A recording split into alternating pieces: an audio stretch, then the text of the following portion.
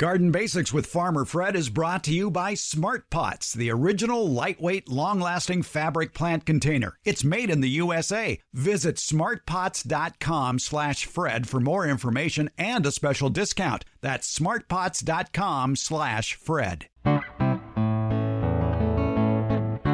Welcome to the Garden Basics with Farmer Fred podcast. If you're just a beginning gardener or you want good gardening information, well, you've come to the right spot. Today, we talk with Kevin Marini. He's a community education specialist with the University of California Cooperative Extension. We talk about the topics of soil and successful gardening. We talk about the pros and cons of using native soil versus commercial soil, the importance of improving native soil, the use of bagged mixes in raised beds, and the role of organic matter and fertilizers in gardening. We also touch on the benefits of mulch and the importance of proper watering techniques. Overall, the conversation emphasizes the importance of understanding and improving your native soil for successful gardening.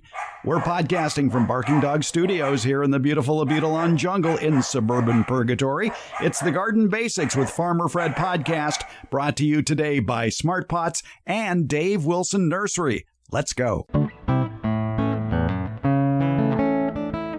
A few weeks ago, our next guest spoke at Harvest Day at the Fair Oaks Horticulture Center. It was well received. He talked about nurturing soils and bagged mixes for better plants. In other words, all right, you're going to have a garden. Should you use your native soil or should you use some commercial soil? Or a combination? What do you do? What do you look for? How do you do it? Kevin Marini is our guest. He is a community education specialist with UC Cooperative Extension, longtime master gardener supervisor for Nevada and Placer counties, and he's also a certified arborist. And Kevin, boy, that's a great topic about you plant in the ground in your native soil, or do you maybe do everything in containers or raised beds with bag mixes? Or do you throw bag mixes on top of your soil and plant in that? Well, there's a lot of ways to do it, but you got to be careful of a lot of things. Yeah, I think, one of the things that's happened over the years, so I managed these master gardener programs for 2 decades. And the one thing that I kept hearing over and over and over again is our soil is terrible. It's horrible. I'm not going to plant anything in that, right? And so there's this kind of idea out there, definitely amongst, newer gardeners for sure, that our native soil just isn't able to actually grow great plants. And it's horrible. It's terrible and it should be avoided. Well, that couldn't be more untrue. That's just our native soils may have some issues that need some mitigation measures, but by far it is a great bank account of mineral nutrients that's sitting there that has just been growing all sorts of native plants without any problems whatsoever, right? Without any human intervention. We know that there's some amazing things about native soil. There's easy ways to improve it. So that's where I came up with the idea about giving this talk and really talking to people about the difference between growing in native soil versus these purchased mixes. And I should be clear here that when I'm talking about purchase mixes, I'm talking about nothing that is soil, right? You cannot buy soil in a bag.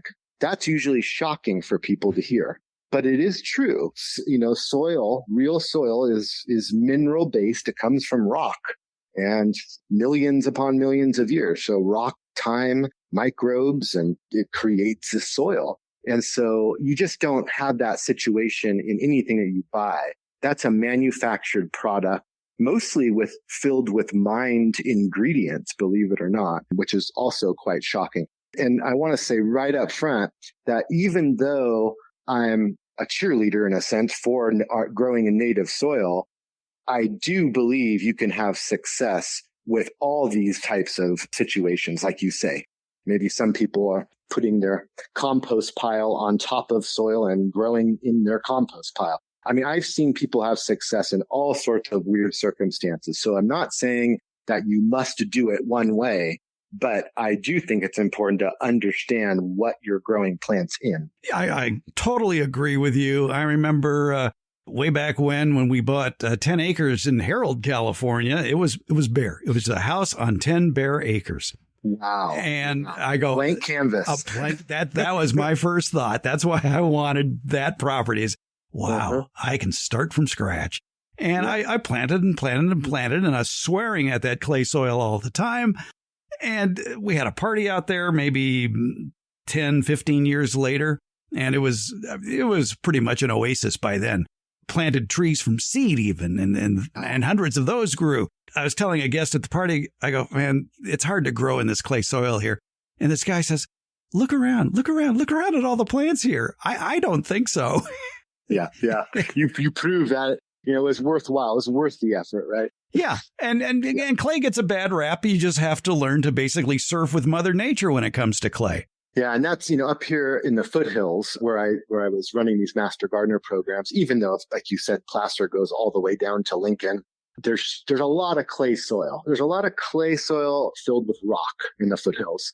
And so I understand how people immediately kind of look at the native soil and think this can't be what I'm expected to garden in, right? When you put in a shovel and it bounces back at you, you can't help but go, this can't be right. But there is a but here. And that is, like I tell people, there's all these nutrients in there. There's this bank of nutrients that you can withdraw from for the rest of your life, the rest of your kid's life, the rest of your grandchild's life. It has been accumulating for so long, and it's just sitting there waiting for us to take advantage of it.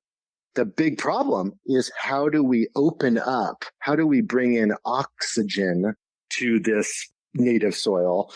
How do we bring in life to this native soil? And oxygen is the first step. And how do we bring in organic matter? So, and all of those are related, but that's what's crucial about our native soils is improving it. Yes. But once you improve it, you can get true sustainability versus in a purchased bag mix or a purchased bulk organic matter mix blend. You are going to have to, you're tethered to that. You're tethered to that situation. You're always going to have to replenish in that case, right? You're never going to achieve some mountaintop sustainability with bagged mixes, with raised beds filled with organic matter. You're always going to be replenishing, and I would say fertilizing. And we can get into that deeper if you'd like. Well, not to mention watering. Oh gosh, isn't that the truth? Some of these raised beds, I've heard master gardeners report to me that in the summer they're watering 2-3 times a day. Well, yeah, in a heat wave. Well, like I was telling you earlier before we started, that it only dawned on me in the last couple of years that these raised beds that I've been gardening in for 40 years or more are really nothing more than large containers and have to be treated as such, especially their drainage patterns, which is very narrow. For using drip irrigation, instead of using maybe in a 4-foot wide raised bed, instead of having maybe 3 lines going all the way across the bed, I'm now up to 5 lines going across because of that watering footprint might only be 8 inches or so. Whereas in your native soil, if it's a clay soil, that watering footprint could be 18 inches wide. Yeah, no, that's a really, really good point. The more you can expand those drip systems in those raised bed situations to water more surface area, you're going to get better coverage down below, right? Yeah, absolutely. But there's a lot of tweaks that you can do along the way too to help make the water spread. Absolutely. And I think that one of the things that I always talk about is this organic matter. Okay. And most gardeners know what organic matter is, but some don't. And so I'm going to talk about this for a little bit here. So what I usually tell people is that you rarely find a commercial farmer creating raised beds, right? You rarely find commercial farmers growing in containers, right? They generally use native soil for growing crops, right? Why? Because number one, it's expensive. It's expensive to buy all these products. Mm-hmm. It's expensive to build a raised bed, line it with the gopher wire, fill it full of material, set up your drip system. all of a sudden, one 4x8 raised bed is the price of all the produce you're going to be growing that season, right? Well, that's not the point. No. I mean, that may or may not be the point for some, for sure. Yeah. But what I'm saying is there's a lot that goes into it, as opposed to like the way I was introduced to vegetable gardening was, native soil, like pop a cucumber seed in the ground and water it a little bit, and then it grows, and you give it some liquid feed here and there, and that's about it. And so in native soil, it's unappreciated in the sense that it can really be an easier way to get started because of the cost factor. But of course, there's that improvement factor that is the big barrier. In native soil, it's going to take some time to get your soil really, really nice and crumbly and really productive, versus when you go purchase that material to put in your raised bed, that material to put in a container, you really have immediate results, right? Yeah. That we used to say in the Master Gardener program that whenever someone built a brand new raised bed, they had a bumper crop the first year, and then the second year was a sophomore slump. Yes, yes. And it's generally because of what we just talked about, which is you have to replenish those beds. It's all organic matter, and it goes away and it's used up really fast. And so replenish. And because it's mostly all organic matter, it's a dynamic environment. That means that it's really hard to know when nutrients are going to be available for those plants, which lends itself to using fertilizer in containers. And like you said, raised beds are just big containers for the most part. And so I really recommend replenishing the material every season. And number two, using fertilizer in those situations to guarantee that there's available nutrients for the plants. All right. Well, let's talk about fertilizers then. Is it organic fertilizers? Is it chemical fertilizers? Is it balanced fertilizers, or is it single nutrient fertilizers? Yeah, it's unbelievable when you go to a nursery and go down the fertilizer aisle. I can imagine, I know a lot about fertilizer, and I'm still overwhelmed. I can't imagine not knowing anything about fertilizer and going down one of those aisles and trying to make sense of all the things you just said, all the different kinds. And plus, of course, you have to match it to what you're growing. Okay. So the fertilizer that you may use for an ornamental shade tree is going to be very different than the fertilizer you used in your raised bed to grow corn, right? So the nutrient requirements of what you're growing have a big part in which fertilizer to choose. I tend to want to use organic fertilizers over chemical-based fertilizers because they have other benefits besides just the nutrients that they're delivering to the plants. They feed the microorganisms, they break down over time, and so they release nutrients then over time. It's very difficult to over-apply, burn plants with organic fertilizers. So I tend to fall into the organic fertilizer camp, but I also do agree that there are circumstances where using slow-release chemical fertilizer, like say an Osmocote, would make sense in a big wine barrel where you're growing peonies, right? So I do think there's a space for each, but I tend to prefer the organics. And there are organic slow release fertilizers that are very good, and they take their time. And we should explain exactly what we mean by slow release. Is it water that activates them or temperature that activates them? Yeah, well, they're both in some cases, because in the organics, if without moisture, you're not going to get the microbes active and breaking down those materials. So you definitely need moisture. You definitely need some temperature in some cases, like having some organic fertilizers in cold, wet soil doesn't allow for it to be used efficiently. And then, of course, there's some fertilizers, chemical fertilizers are actually coated, right, with a polymer to make it break down very slowly. So there's different mechanisms in regard to the slow release. But the one thing to think about when we're talking about a container, you have this container sitting on your porch with a plant in it. And when you're using organic fertilizers in there that break down slowly and release nutrients slowly, you have to remember that you're potentially watering that container daily, right? Right. Especially during the warm season. And so nutrients get leached out of those container mixes, even with the use of organic fertilizer. So watering and watering and watering daily and daily is slowly moving some of the benefits of that organic fertilizer out of the root zone, out of the container itself. I have read some good research on the benefit of using a product like Osmocote because it is less prone to leaching in those types of conditions because the coating keeps it from breaking down quickly or getting leached out. So there is a possible benefit to using those types of products in containers that are going to be just watered every single day. Does that make sense? Well, as our friend Debbie Flower says very often, fertilize weekly, meaning cut the dosage in half, but do it more often. Yeah. And that's another thing I talk to a lot of people about is using liquid fertilizers and using that as part of your watering routine, right? Like you say, bring the dosage way down, but do it more often and just make it part of your watering routine so that you know that there's available nutrients for those plants all the time. So I do think that's another great technique.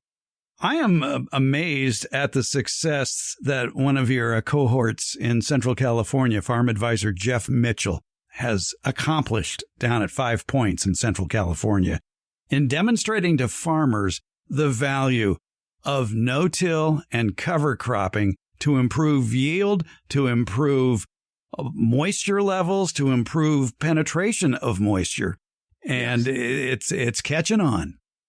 Yeah. And I think, again, that goes back to native soil, right? So it's not that you couldn't use those certain techniques in a raised bed, for example, but the benefits to our native soil seem to outweigh the benefits in when you're growing in almost complete organic matter.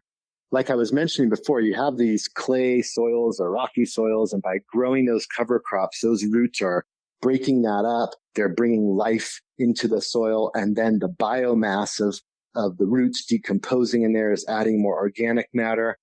And by not tilling the native soil, you're letting the soil structure form and develop and mature and become sustainable over time. So I agree. I think that some of the result from no-till and using cover crops and mulching, it's unbelievable some of the results you can get. And some of those techniques you can use in your, backyard raised bed, but maybe you do it a little bit differently. Maybe you are using a little bit of tillage in the sense of a fork or a shovel, because some of those raised beds, if you're not doing winter gardening or anything, they really can compact more than you would think over the winter, right? You kind of develop that crust on top and you really need to break it up when you replenish that material in the spring. Well, it does that. Are ground up leaves from your oak trees. Oh, yeah. When you put those in a trash can and weed whack them into little pieces and then spread them over your raised beds in the wintertime, 4 or 5 inches deep, what is there in spring is, the nicest looking soil and worms. Yep. And that is replenishment. It's just a different form of replenishment, right? So instead of going and purchasing the mix you filled your raised bed with and replenishing it with that mix, you can add organic material, raw organic material, leaves and things like that in the wintertime, let them break down and replenish it in that manner. So I agree. There's lots of different ways to replenish. You just have to replenish. Yeah. Because if anyone's ever seen the level of a raised bed in just 1 year, it usually drops 3 to 4 inches. There's a reason for that. Well, yeah, and that's also true in smaller container plants as well. The level drops as that organic matter finds its way to being smaller particles. I really like the idea that more and more people, instead of yanking out their tomato plants and their pepper plants, more and more people are just cutting them off at the base and leaving the roots in the soil to spend the winter. Yeah, makes a lot of sense considering all of those microorganisms are all over the root. And why yank them out? Number one, And then, of course, yanking out the roots disturbs all of that structure you're trying to build. And it's easier for us too. It's one little cut and you compost the top. It's good. It's perfect. Yeah, so all around, it's great. That's one thing we didn't mention about mulching is a top layer. You don't have to incorporate it. In fact, you shouldn't incorporate it in the soil. You're just piling it on top. It doesn't get any easier than that. Yeah. And we look to nature for that lesson, right? If you look at all of these trees and plants growing in native soil outside your window, how are they doing that? Well, nature has a system, right? And that system relies on all the material that's deposited on top of the soil at what we call mulch. Nature's been doing that forever. And that is what all those organisms churn through and create all the nitrogen, for example, and all the nutrients that get replenished. There's a system for it. We just need to mimic that system in our own home gardens. I think that alone, if people just utilize mulch, like we've been talking about it, that alone would go a long way for sustainability of these soils. You don't have to sell me on that. That's very true. Compost is interesting, especially the more we're learning about the microbiology of the soil. And you looked at the bagged compost products. And if you read the ingredients on most bagged compost products, the first words are forest byproducts. Yes. Well, what are forest byproducts? Is it leaves? Is it wood? Is it hardwood? Is it a mulch or a compost rather that is better suited for woody plants? What about for annual herbaceous plants? What's the best compost for that? Probably green waste. Yeah. Yeah, it gets really complicated when you start looking into the nature of all of these bagged products, right? So most, in our regular potting soils, we have perlite, vermiculite, peat. Those are all mined products. And beyond just mining them, we have to then process them. And I mean, if somebody at some point does the carbon footprint of one bag of potting soil, it would be astonishing, I think. Right. And then you get to these other products that are not potting soils. They're soil conditioners, or a lot of times they're marketed for raised beds. And you're right. They're just pure forest product. And so there's a lot of byproducts from the forest industry that make their way into these bags. Probably the biggest one is decomposed fir bark. When we harvest fir trees, we don't use the bark in the lumber operation, obviously. So all that bark that gets stripped off of the trees gets utilized in these bags that we buy at the nursery. Yeah. Right. Okay. So that's one source of the forest products, but there's chipped up wood. Sometimes you open up bag of compost and you see wood fines in the whole thing. And it's like, well, how could this be compost if I can actually see chunks of wood in here, right? So I always tell people compost is fully broken down. Mulch is not broken down. So I never refer to mulch and compost as the same thing. I think of them as two totally different things. Even though you can apply compost on the soil surface as a top dressing, I still consider it a compost application, not mulch, right? Coarse mulch actually inhibits weed seed germination. By putting compost on top of the soil, you can grow some really nice weeds. Yes, you can. Yes. Right. So it's a very different product. And so a lot of times, like you say, when you open up these bags that are supposedly compost, they still have recognizable stuff in them. Mm-hmm. And I think that's just because of the way it's produced as a byproduct of industry. And we luckily here in California are very fortunate to have an enormous supply of compost coming from our municipal composting operations. In Placer County, for example, we have a real cutting edge facility in Roseville that composts not only landscape yard waste, but also now food scraps. And the initial reports back that I'm hearing on the compost coming out of there is that it's really high quality. They're doing a really good job. I can't say that from a personal perspective. I haven't used it, but some of the reports I'm getting back says this is really good stuff. And so to have that at our disposal at a, economical price is great. Municipal waste turned into compost, for me, raises a red flag. And I worry about grass clippings that are being composted. And those grass clippings at some point have been treated with weed and feed products, which have a half-life of 5 years or so. Yeah. Yeah, there is some worry, some concern about this municipal-based compost. And gosh, when you'll probably remember better than I want to say it was in the year 2000 in Sacramento, there was the clopyralid scare where people were buying compost, municipal compost, applying it around their plants, and their plants were dying. And they did find out there was this clopyralid herbicide residue that had persisted through the composting process, and it was in fact killing plants. So this is not something that's just made up. Yeah. There's, things that this is documented. So there's a genuine concern there. But at the same time, we have to remember that the composting process and the operators have improved. Okay. They're using more science to manage these large composting operations than they ever have before. They're doing more monitoring than they ever have before. Our lab testing of these products is testing more things than before. They're doing it more often.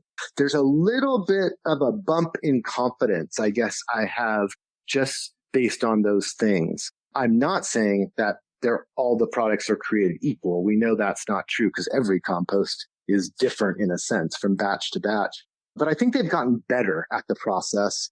And I think that there's some real good use for municipal compost. It may not be in your vegetable garden. Maybe it's in your landscape area or in an area, a little, sloped area where you're trying to get some ground covers established or something like that. I do think there's a use for it.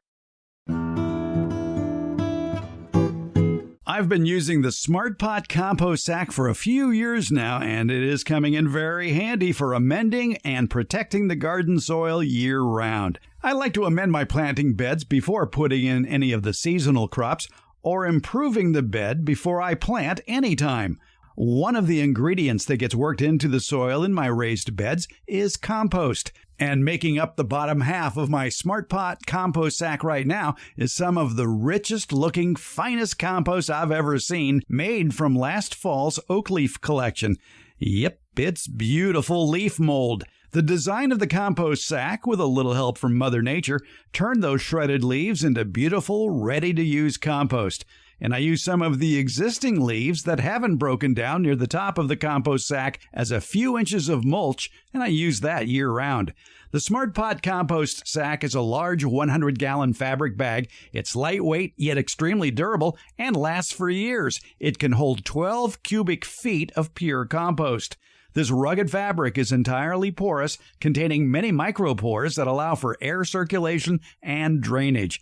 The fitted cover is a flexible plastic top designed to increase heat and help manage moisture in the mix, accelerating the composting process.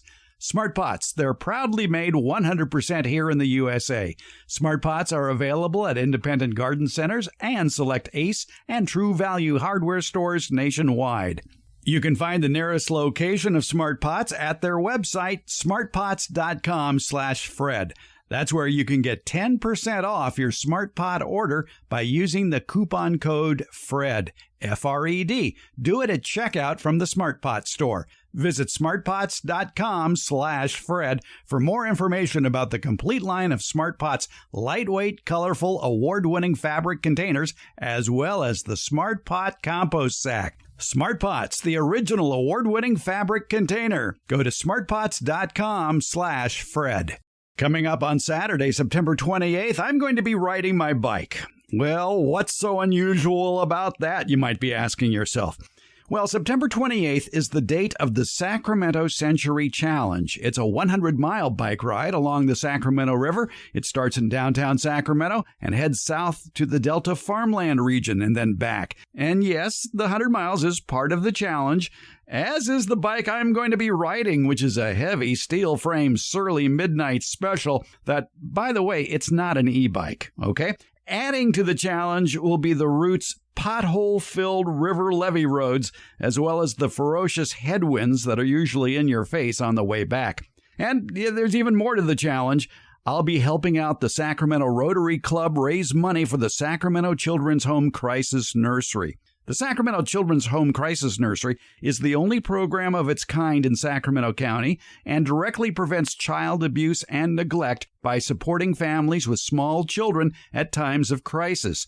The nursery allows parents to bring their children ages from newborn to age 5 for emergency hourly or overnight care during difficult times. The goal? Keeping families together and reducing the number of children that might enter foster care.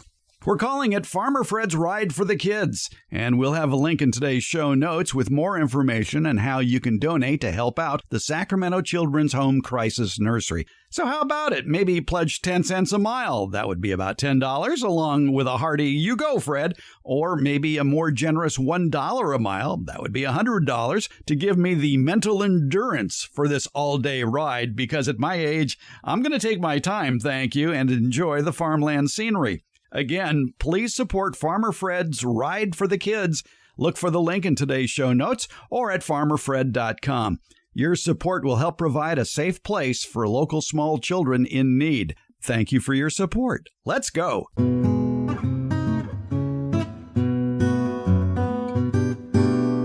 Let's get back to our conversation with UC Cooperative Extension's Kevin Marini. We're talking It's All About the Soil. And of course, no discussion of soil would be complete without touching on mulch. Let's talk a little bit about mulch, because mulch does go a long way to improving your soil. And I know your colleague down in Ventura County, Jim Downer, who I think he's the king of mulch, I'm pretty sure. He's a great guy. He does more, articles on home gardening level and talking about compost and mulch and young trees more than I've seen other environmental port advisors do. So yeah, he's been incredibly productive and a great resource. Yeah, and when it comes to mulch, in his analysis of different substances used for mulch, he finds it difficult to not like chipped and shredded tree branches, tree parts that come from your local arborist who has a chipper shredder machine, and using those different sizes into a mulch that allows quicker breakdown of the smaller pieces, yet bigger pieces to maintain the top of it. Yeah. I think he's right on with that as well. I think we probably are both familiar with the extension horticulturalist, Linda Chalker-Scott. Oh, yeah. She also is a huge proponent of arborist wood chips. When tree guys are out there filling up those trucks, they're usually a blend of some dead stuff and some live stuff. And so what you end up with in the back of their truck is a chipped material that's kind of begins to break down. It kind of begins to compost. If you've ever had a big chip drop of 15 yards of that material in your front yard, your driveway, it'll start to steam, after 24 hours, it will start to steam a little bit, starting to break down. And that's a feature that we want for mulch, is that it is beginning to break down so that it's going to improve your soil quickly over time.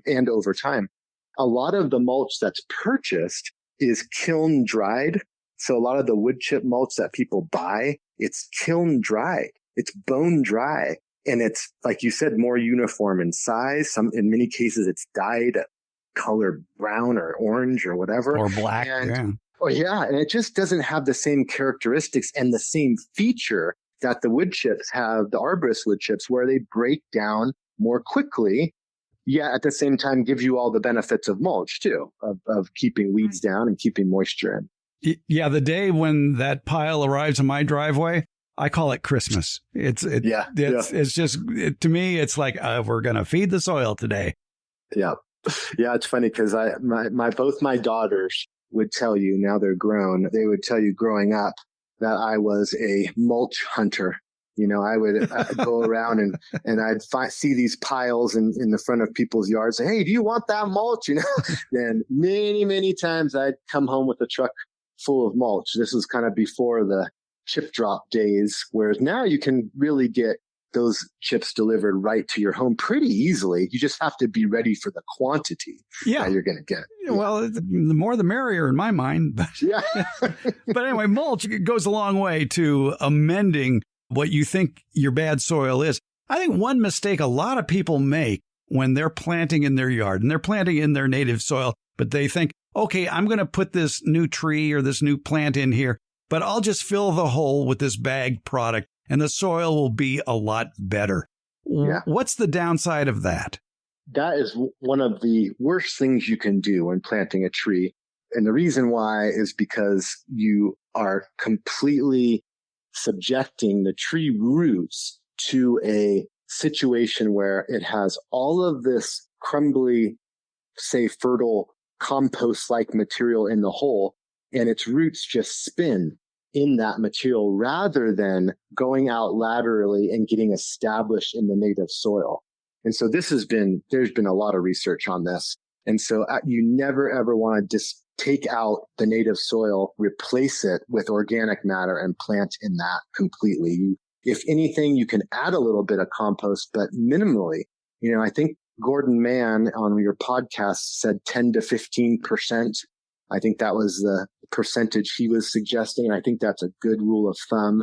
You can add a little bit of organic matter to backfill the planting of those trees, but do not just replace the native soil with these bagged products because it ends up in the long term being the worst thing for those trees. They've also looked at trees planted from containers versus trees planted bare root. And there's a big difference there. So the same thing happens with trees sitting in the nursery in containers, in that container mix, that nice stuff. The roots just go round and around and around and around. And then you pop that out of the container, put it in the ground, and they continue to go round and round and round and round. And they lead to early death a lot of times of these trees. As I mentioned, some of these horticulturalists like Jim Downer, like Linda Chalker Scott are starting to do research on what if you wash off all of that nursery media and plant these trees bare root. Well, they get established much faster in the native soil, and they seem to have more health early on and better long-term outcomes. So I'm totally with you on that. Do not replace that native soil. If it's horrible, you can add a little bit of compost in that mix, 10 to 15% in the backfill, but then use mulch on top to improve it from top down over time. I think the other downside too to filling a hole with a bagged product is the flow of water. If it rains, if your sprinklers come on, the water is going to, if you remember osmosis from high school biology, water flows from a greater pressure area to a less pressure area. Well, the less pressure area would be that new soil. So all the water is going to go from that heavy clay into that hole. It's a sump, basically, that's going to be muddy. Yeah. And I've actually seen this occur in a raised bed situation where somebody has plopped down a 4x8 raised bed that's, say, a foot tall, right on the ground without any mixing of the ground with what they're going to fill it with, just right on the hard ground. And then they fill it full of this blend. I can't even call them soil blends because it makes it sound like they're actual soil. So I just call them organic matter blends, right? Okay. And so you put that in there, and then I've actually gone out and put a fork in a situation just like that and has seen standing water at the interface of that material and the hard ground below. It will be bone dry in the top 3-4 inches of that material in the raised bed. But then as you go down to that interface, there's standing water. And so that's kind of exactly what you're talking about with this situation too, is not only does the water flow back to where it has this fluffy, organic matter in the hole, but also it tends to be almost a basin created by the actual native soil all around that just holds the water in there. So it's like a double whammy. The water's flowing there, attracted there, and then it stays there. And you can actually have standing water in some of those situations. It seems to be a very popular topic in the questions from listeners these days about that interface between a raised bed and what's below. Some people are wondering, can I just plant it over my Bermuda grass and be happy, or just build the raised bed on the Bermuda grass and fill it and be done with it? Should I put sticks on the bottom of it? Oh, goodness. And the problem, I think that's the influence of hugelkultur or permaculture or something like that. And I understand where they're getting these ideas, but you still need to have that water flow. Where's the water going to go? Always ask yourself that question. Where's the water going to go? And Absolutely. And I guess the way to get it into the existing soil bed is somehow either till in or work in a couple of inches of that new stuff with the existing soil. Yeah. And exactly. You got to improve it a little bit, right? You got to create some channels, some oxygen, some openings for that water to penetrate and actually get absorbed. Yeah. So that is a big deal. And I think it's also an underestimated problem in our home gardening endeavors and related to how much we overwater plants. A lot of times we don't realize that water is in there, but it's down there and it's sitting there and our plants are actually suffering from too much water. I know in these heat waves, a lot of people tend to water for the sake of it being hot rather than water for the sake of the soil being dried out, right? So you can kill plants with kindness. And I think overwatering, at least in the Master Gardener program, we deemed overwatering to be the number one problem in home gardening. And this goes back to what you were just talking about. How do you replenish the stuff? How do you build these beds? How do you situate these materials so that you're maximizing and being efficient with water? Well, among garden talk show hosts, I can tell you that if you answer any question with the phrase, you have a watering problem, you'll be right 95% of the time. Yeah. It's amazing how much it relates back to irrigation, for sure. I think the key is for people to find out what that moisture level is down at that interface level at the bottom of your raised bed and the top of your existing soil. So get yourself a soil moisture meter with a good long probe on it, maybe 24 inches long, and see what the moisture level is down at that level. And certainly if you see water along the surface outside your raised beds, then you've got an issue. Yep. That's a great point, Fred, is if you see water on the outside of that bed, it's just sitting there and seeping out. Great point. That's an immediate sign that something's going on. Something's not right. So in the forestry world, because I'm an arborist and I also do some work out in the forest once in a while, they sell soil moisture meters they're expensive. They're in the $100 range, and that's expensive for a moisture meter, but they actually are more reliable and more durable and have a longer probe, in most cases 18 to 24 inches. And so I want to contrast that product with the very inexpensive moisture meters you buy at the nursery that may not be so reliable and durable. I do think it's important to have full disclosure here and say, I have gone through many, many cheap little moisture meters that I didn't find to be reliable or durable. So it's worth it if you're a gardener and you have fruit trees and vegetable gardens and native plant areas, whatever, you invest a little bit and get a real high quality one. It's summer, time for harvesting all that delicious fresh fruit from your backyard orchard. Summer is also the time for doing some fruit tree pruning.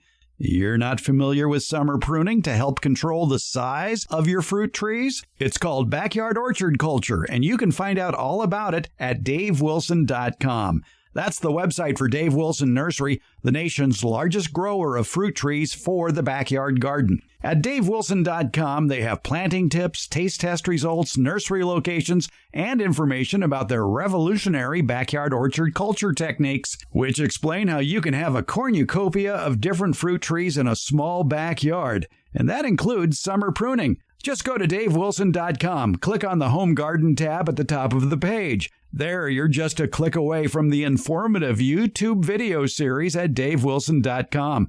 And as part of that video series, they'll walk you through everything you need to know about backyard orchard culture. Your harvest to better health begins at davewilson.com. Hankering for a fresh rhubarb pie? Well, in the next edition of the Beyond the Garden Basics newsletter, we try to answer the question, can you grow rhubarb in a hot climate? Rhubarb tends to die back in the heat, which is why you won't find it grown very much in warm to hot summer areas of the country. However, we delved into the work of noted plant breeder Luther Burbank at his farm in the Santa Rosa, California area way back when in the late 1800s and early 1900s. And it turns out he was very successful at growing rhubarb in an area that has its share of 100-degree summer days. Unfortunately, all his rhubarb developments were lost, bringing an end to what was becoming a significant agricultural crop in California. But the California Rare Fruit Growers Association did some research, and they found out where Burbank got the original varieties used in his hybridization experiments. And they have brought some hope for those gardeners pining for a backyard rhubarb plant in areas that have lots of summer heat. That's what we're going to delve into in the Tuesday, August 20th, 2024 edition of the Beyond the Garden Basics newsletter, which is on Substack, Growing Rhubarb in a Hot Climate. If you're not a free subscriber yet, go to gardenbasics.substack.com and sign up. Also, you'll find a link to the newsletter in today's Garden Basics with Farmer Fred podcast show notes. Thanks for listening and reading. Let's get back to our conversation with Kevin Marini. It's all about the soil, and that includes soil moisture as well. And we talk about our favorite soil moisture meters. I will have a link in today's show notes about my favorite moisture meter, and you're exactly right. It's like $100, but I've had mine for about 20 years, maybe longer than that. Yeah, and I'm so impressed by the reliability. I always tell people it really helps to calibrate your moisture meter. And what I mean by that is you take it out of the package and don't just say to yourself, well, it's 0 to 10, so 10 must be soaked and 0 is bone dry and 5 must be perfect. I tell people, get a container with a plant in it and soak it, saturate it, then put the moisture in it and read it. And in my experience, it's usually 8 or 9. Ooh, that's scary. Right? And so it's like, oh, okay, 8 or 9 is really wet. You start calibrating it by putting it in different situations, and you learn that it's not necessarily so 0 to 10, right? You may actually be looking at a 2 to 8 type situation from dry to wet.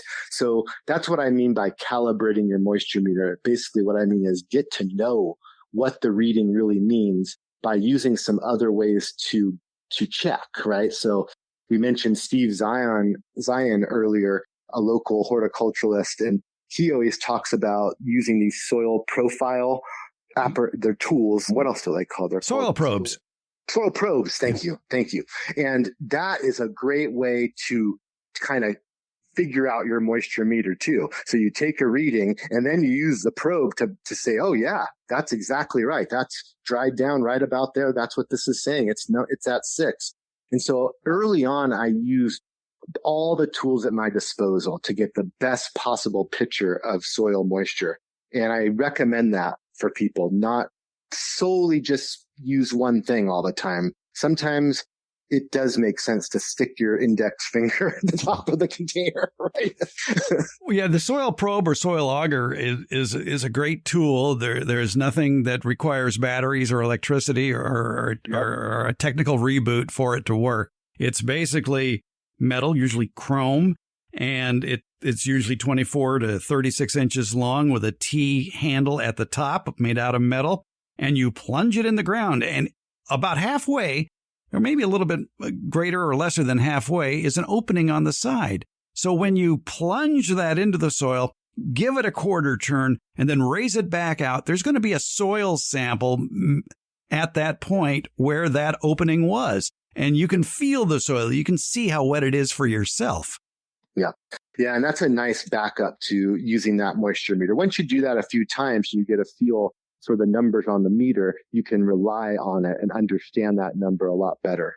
So I always recommend, hey, the only way you're really going to know is to look at the soil down there and see how far that hour watering actually went down into the soil, right? The moisture meter is going to help you in some regard, but sometimes you just have to use a shovel or a soil auger and see how deep that water went. Yep. And it's much easier working with a soil probe or a soil auger on a raised bed than it is on, say, hardpan. Absolutely. Absolutely. No doubt. No doubt about that. He said And from experience. in our wonderful foothill soils, we also have these things called rocks that get in the way a lot. Yeah. The official trowel of Folsom is a hand pick. Exactly. Yep. That's exactly right. Kevin Marini is a communication education specialist with UC Cooperative Extension. He's also a certified arborist, and he recently moved into a new UC position teaching landscape defensible space or firescaping. Do you realize that something like 45% of residents in California have their homes in a fire-prone area? That's scary. So one of these days, we're going to be talking with Kevin Marini again about creating a defensible space around your home. And it's not just California. These wildfires are breaking out all over the place, and it's not necessarily just in the foothills or in the mountains. It's wide open prairies and scrub areas where these fires are taking off and going, and you need to know some tips to protect your home. So, Kevin, we'll do that down the line. That sounds great. All right. Kevin Marini, thanks so much for explaining soil to us today. Hey, no problem. Thanks for the invitation, and hope everybody got some new information, or at least it reinforced some information they've heard in the past. Garden Basics with Farmer Fred comes out every Friday. It's brought to you by Smart Pots and Dave Wilson Nursery. Garden Basics, it's available wherever podcasts are handed out. For more information about the podcast, as well as an accurate transcript, visit our website, gardenbasics.net. And there you can find out about our newsletter, Beyond the Garden Basics. And thank you so much for listening and your support.